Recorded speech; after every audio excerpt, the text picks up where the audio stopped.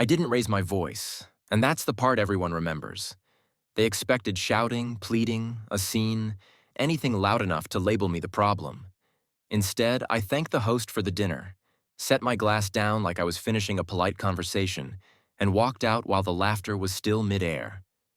It wasn't anger that carried me through the door. It was certainty, the kind that arrives like a light switch when you finally hear the truth said out loud. The house was perched above Harbor Point, a modern cliffside place with glass railings and a private staircase down to the rocks. Elise's parents rented it every summer, turning one long weekend into a ritual of curated ease. Local oysters, imported wine, an acoustic playlist that sounded like wealth trying to be humble. I had been to that weekend 3 years in a row. I knew which guests were family friends and which were there for business favors. I knew which compliments were real and which were the social equivalent of tapping a product to check if it's genuine. I knew how Elise's mother performed warmth. 2 hands on your forearm, eye contact held a second too long, and how her father performed approval. Short nods, quick jokes, never asking a follow-up question. I thought I belonged because Elise always said I did. She introduced me as if I were a credential. "This is Adrian. He's the calm one." People smiled like that was both praise and a warning. Elise thrived in groups. Alone, she could be tender, even funny in a dry way that made me feel chosen. In crowds, she became an event. Conversations bent toward her, laughter followed, and I became the quiet infrastructure that kept her day running smoothly. I learned the rhythms of her social life the way you learn traffic patterns. Where to merge, where to yield, when to stay silent so the flow doesn't break. We had been together 3 years and 9 months, long enough to share keys, a storage unit, a favorite pizza place, and a set of habits that felt like commitment even when we never called it that. Elise used the word steady the way other people use the word love. "You're steady," she'd say, and I'd feel proud, as if steadiness were a rare gift, and not just the result of me swallowing every sharp edge to keep our life smooth. That night, the gathering drifted from dinner to the fire pit as the ocean wind cooled the deck and the first stars appeared over the black water. Someone lit citronella candles. Someone brought out a dessert board arranged like a magazine spread. Elise moved between clusters of people, laughing, taking photos, turning every moment into proof that her life was exactly as full as she wanted it to look. I was collecting plates when her brother-in-law, Tate, raised his glass with the kind of grin that comes from feeling protected by an audience. "So, Adrian," he said, loud enough for the nearest circle to hear. "When are you two finally making it official? Or are we still in the trial period?" People chuckled. Elise tilted her head, amused, and I waited for the easy dismissal, the familiar line she always used, something about not rushing, something playful. Tate kept going. "I'm just saying," he added, "it's been years. At some point you either commit or you admit it's a placeholder situation." The laughter grew, and I watched Elise's face for the moment she'd cut it off. Instead, she laughed with him, the sound bright and effortless, like she'd been waiting for someone to hand her that exact setup. "Oh my God, relax," she said, waving a hand. "You make it sound so harsh." There was a half-second pause, just long enough for hope to exist, and then she added casually, "He's great for where I am right now. Reliable. Safe. He doesn't complicate things. Safe." She said it the way you describe a car with good mileage. The people closest to her smiled uncertainly, not sure whether to keep laughing or stop. Elise leaned back in her chair and continued, explaining herself as if she were clarifying something obvious. "I needed someone steady while I built my career and figured out what I want. Not someone intense, not someone who demands a whole fairy tale. Adrian gets it." She looked at me, eyebrows raised, inviting me to confirm my own smallness. The silence that followed wasn't dramatic. It was clinical. I noticed the way her cousin's hand froze mid-gesture. I noticed her mother's face tighten as if she'd bitten her cheek. I noticed how the ocean kept moving, indifferent to the performance above it. Inside me, something settled. No rage, no panic. Just a clean, definitive click, like a door finally closing. In that instant, memories rearranged themselves with cruel efficiency. Me canceling a hiking trip with my brother because Elise just needed me that weekend. Me taking the late train across town after work to fix her Wi-Fi because she had a presentation in the morning. Me sitting through dinners with her friends where my job was treated like a cute footnote, while I smiled and nodded because being easy was part of the contract I didn't know I'd signed. I wasn't her partner. I was her waiting room. I set the plates down, straightened my posture, and stood up. The chair scraped against stone, a small sound that somehow drew more attention than any argument would have. Elise's laughter faltered. She looked up at me, confused, like a character missing their cue. I picked up my jacket, slid my phone into my pocket, and met her eyes. I didn't glare. I didn't plead. I said, calmly, "You explained it perfectly. Enjoy what you're building." Then I turned and walked away. No slamming doors, no speech for the crowd, just my footsteps fading down the deck, down the path, and toward my car. Behind me, someone said my name in a strained voice. Elise said something sharp, as if annoyance could rewind time. I didn't answer. The drive home felt like moving through a tunnel. My phone vibrated at red lights. I didn't look. I turned it off after the third buzz. At my apartment, the silence wasn't empty. It was spacious. The rooms looked the same: bookshelf, couch, the plant Elise claimed she loved but never watered. Yet everything felt newly exposed. I slept, not well, but without the familiar anxiety of wondering whether I was enough. The next morning, I didn't spiral. I built a plan. I made coffee, opened a blank document on my laptop, and titled it simply, Reset. I boxed Elise's things with the detached care of a museum archivist. Her sweater on my chair, the perfume bottle in the bathroom, the half-finished candle that smelled like coastal rain, all of it placed gently into labeled boxes. I changed passwords, streaming accounts, shared cloud storage, the little photo album app she used to post our moments.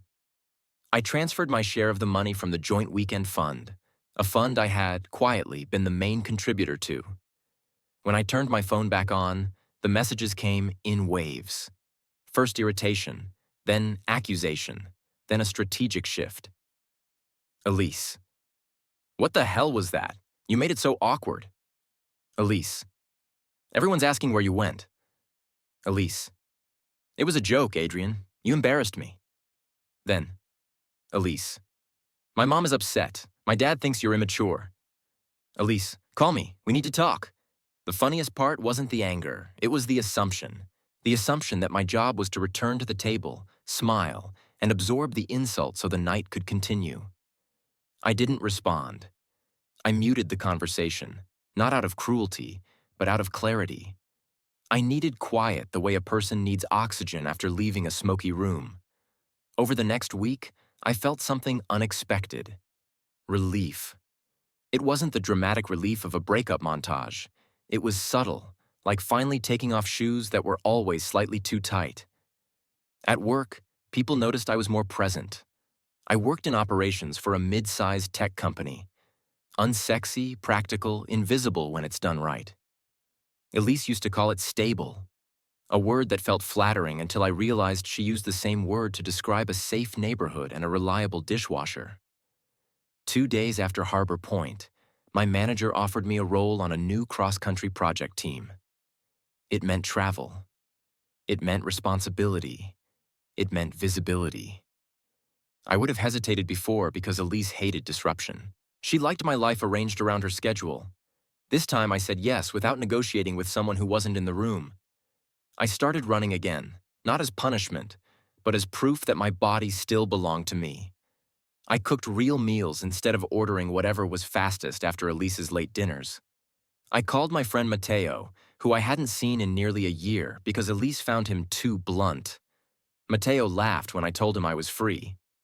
Finally, he said, I thought she had you in a glass case like a display model. That line hit harder than I expected because it was accurate. I had been a display model, polished, dependable, silent. Elise's messages shifted after a few days. The irritation softened into faux tenderness. Elise, I didn't mean it like that. You know I care about you.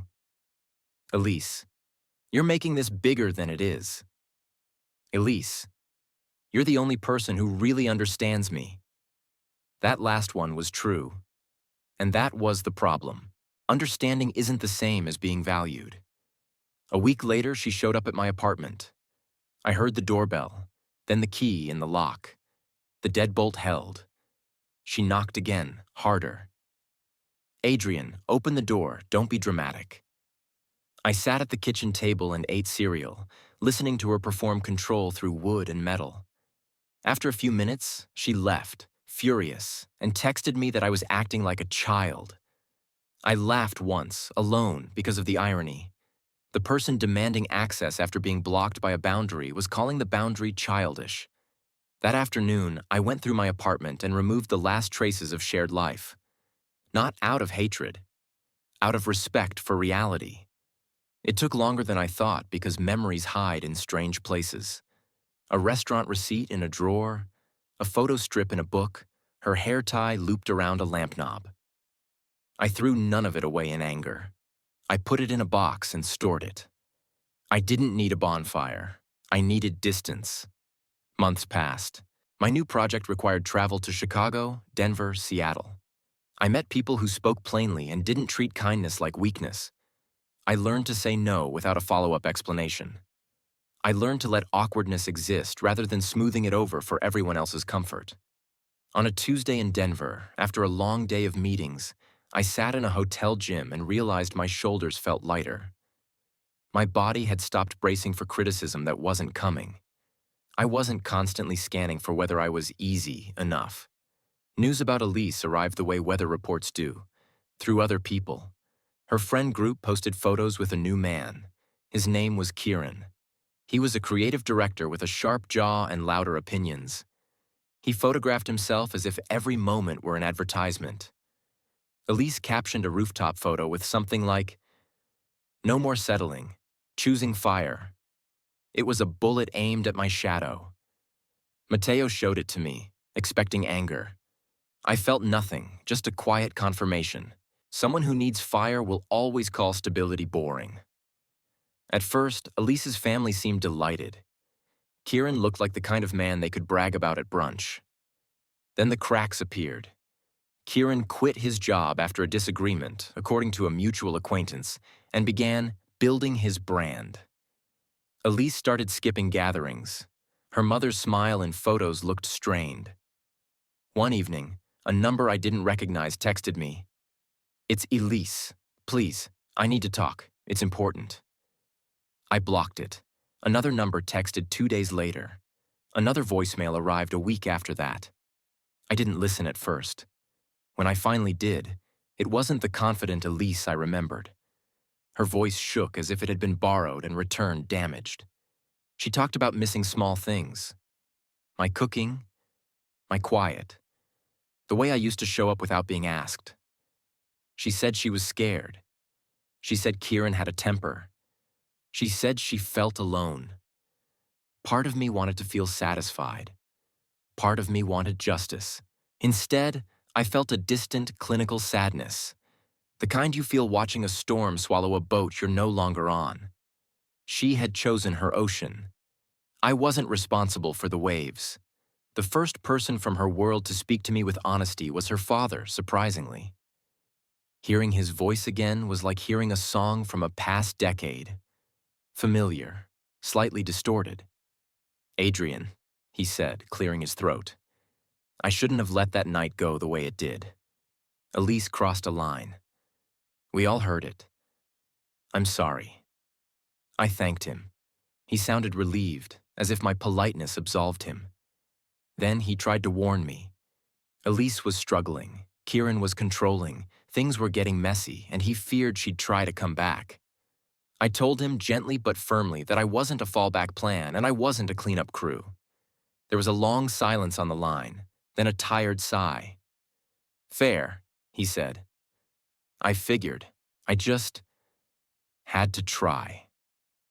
I hung up and stared at my kitchen wall for a moment, not because I was shaken, but because I realized something important. The people around Elise were finally seeing what I had lived. Not the curated version, but the truth. The truth that my role had been to absorb, to stabilize, to make things look fine. Not long after, Elise found me in person. Not outside my apartment, not at my office. She found me at a co-working space in Seattle, of all places, where I was meeting a colleague before a presentation. I saw her reflection in the glass before I heard her voice. She looked thinner. Her posture carried a defensive tension, as if she expected the world to shove her. "Adrian," she said, forcing a smile that didn't reach her eyes. "Can we talk? Just 5 minutes." I didn't step back dramatically. I didn't scoff. I simply said, "No." That single syllable seemed to shock her more than any insult could have. She followed me anyway, voice quickening, trying to compress months of desperation into a few steps. "You're being cruel," she said. "I made a mistake. I said something stupid. Why are you still punishing me?" I stopped, turned, and looked at her the way I'd look at an unexpected problem in a meeting. Attentive, calm, unsentimental. "I'm not punishing you," I said. "I'm respecting what you told me. You said I was safe, convenient, perfect for your phase. You made it clear you didn't value me as a partner. So I stopped volunteering for the job."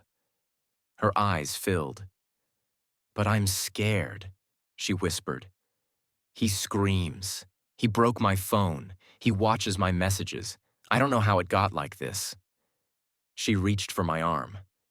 I stepped back, not dramatically, just enough to make the boundary visible. "You need help," I said, and meant it. Real help. Your family, your friends, a counselor, a hotline if you're in danger. But you don't need me. You need to be safe. There's a difference. Her face twisted between hope and rage. "So you feel nothing?" I answered honestly. "I feel concern that you're in a bad situation, but I don't feel responsibility for fixing it. I'm not your emergency exit." That was the moment her mask slipped. Anger rushed in to cover shame. "You're cold," she snapped. "You always were. You're a robot. That's why I couldn't commit. You're boring." Her insult was familiar. It was the language she used when she couldn't control a narrative. Label, dismiss, move on. This time, it didn't land. I nodded once. "Maybe," I said. "But boring is peaceful, and I like peaceful." I turned and walked away. Not because I hated her, but because staying would have been agreeing to the old contract. That night, for the first time since Harbor Point, my chest tightened. Not with longing, but with the aftershock of compassion held at a distance. I realized that boundaries aren't a lack of empathy. They're the shape empathy takes when you refuse to self-destruct. In the months that followed, I kept building. I finished the project. I earned a promotion. I moved into a smaller apartment in a neighborhood I actually liked, not one Elise found impressive. I took a class in woodworking because I wanted to create something with my hands that didn't vanish into someone else's expectations. I went on a few dates, nothing dramatic, just human conversations with women who didn't need me to be a role. I learned what it felt like to be asked questions and have the answers matter. A year after Harbor Point, my company hosted a conference in Boston. I was scheduled to present. On the morning of my talk, I stood backstage, adjusting a microphone, feeling that familiar pre-speech calm. I heard my name called from the aisle.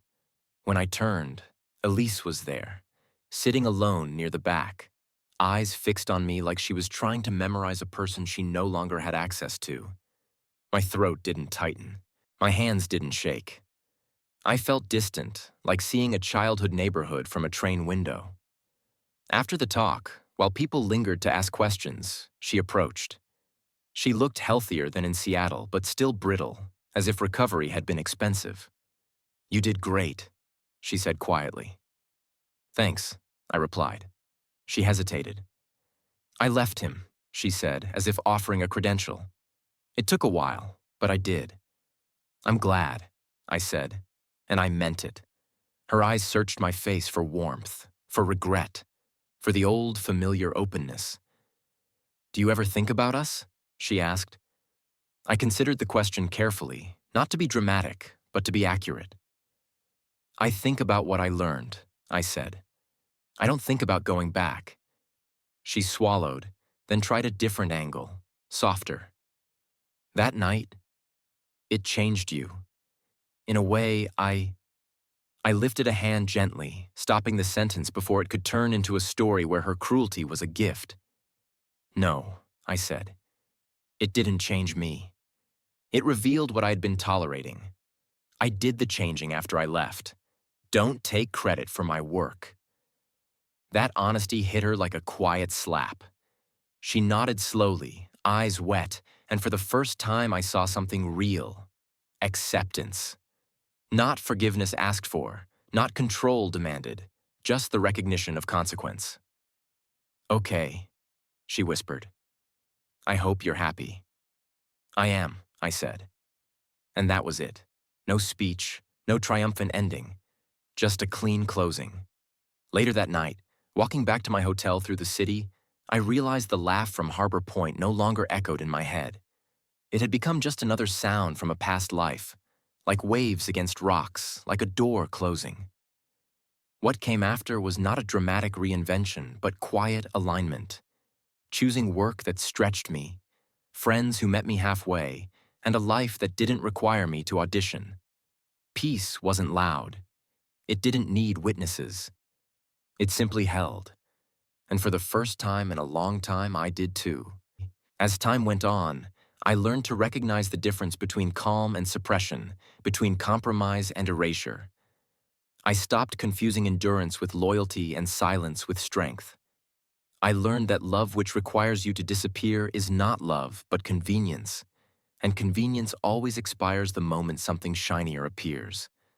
The more distance I gained, the clearer my memories became, not sharper, but more honest. I understood that I had mistaken acceptance for affection and routine for security. Walking away once saved me years of explaining myself to someone who had already decided who I was. What followed was not a dramatic reinvention, but quiet alignment. I chose work that stretched me instead of shrinking me. I chose people who met me halfway. I chose calm without mistaking it for emptiness, and clarity without needing permission. And if I ever hear that kind of laughter again, I won't argue. I'll just leave sooner.